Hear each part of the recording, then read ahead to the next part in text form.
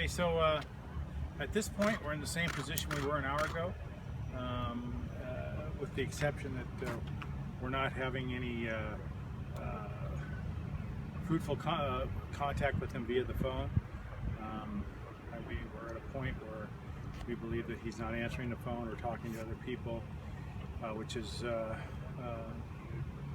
something that we're concerned about as far as being able to, regain that contact with him and that open dialogue. So at this point, we're going to go into a mode of just containing the area until we can establish better contact and wait him out, and hopefully he will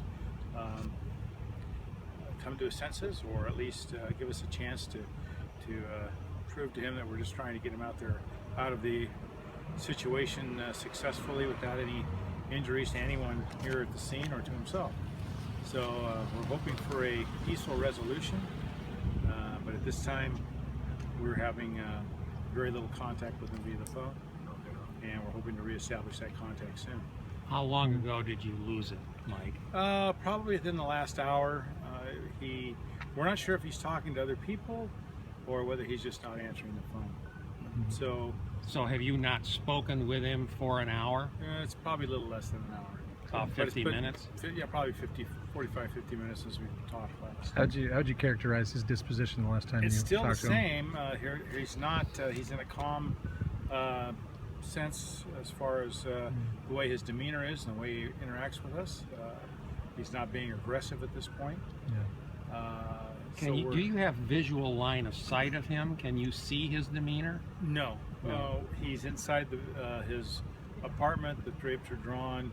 Only thing we do see is occasionally we'll see the drapes flutter like he's opening to look out, that type of thing. So if he's watching the news tonight, that would be advantageous.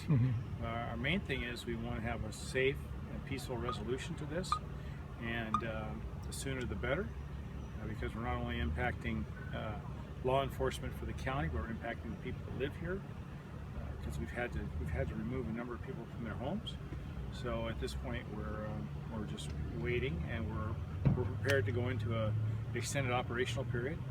We're not leaving until this thing is resolved, and we're not going to push the resolution unless he pushes the resolution. So at this point, we're hoping for a peaceful resolution to this situation. When can people in this area be expected to be let back into their homes? I wish I had a time frame for Okay. you.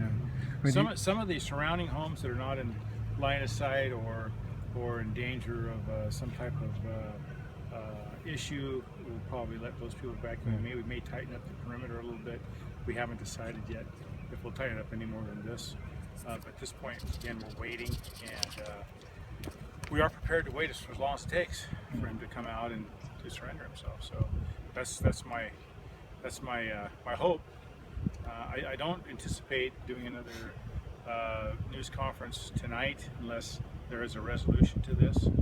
I think we're at a standstill right now, and we're going into an operational period of just surround and call out if we can, or at least surround and maintain the perimeter that we have. Okay. Thanks, Mike. Paul, you have any questions? Good. Can you tell if he's talking with anyone else? Can you monitor his communications in some way? We do know, after hearing from some people, that they have had phone contact with him. Some of them not knowing that he was part of this operation, but calling him to see if he's okay, and then finding out that he is part of this. So we do know there has been some contact with him by other people outside. When you say people, 2, 3, 4, 5? I wish I had a number for you, Paul. I really Okay. don't. We know for sure. Several. At least 2 or 3, maybe 4. There was a gentleman that came up to the side here Yes. and said he had communicated. That was, in Right. fact, legitimate? Yes. Okay. Did you have a question? That was Okay. just to clarify Yeah, that. yeah. So there have been people that have talked to him, and we're hoping from the gentleman you referred to, he basically told him, "Come on out, man. I mean, you need to surrender yourself and get this thing squared away." I think he's in a mode now where I think he's got a little bit more power over the situation, knowing that we are taking a waiting attitude, which is what we do anyway. But this is still eventually going to be concluded, and we're hoping they can be concluded rather soon.